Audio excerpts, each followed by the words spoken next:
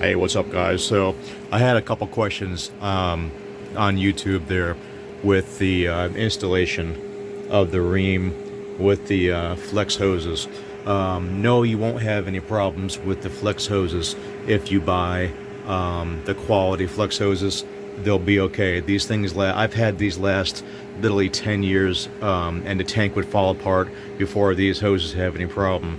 As long as you don't have them crimped, okay, they'll be okay. And you have a gradual bend like you see there, then you'll be okay. Like this is a gradual bend right here. These will last you, these are the stainless steel ones, these will last you probably like 10 years. They'll outlast the actual tank, okay? Don't listen to everything you hear online. People like to talk a lot of crap, and that's just the way it goes. Now, if you buy the cheap hoses, you can have problems with the cheap hoses, okay? So that's the story behind that. Don't get the cheap flex hoses. Get the quality stainless steel, high grade flex hoses, period. And you won't have any problems. All right?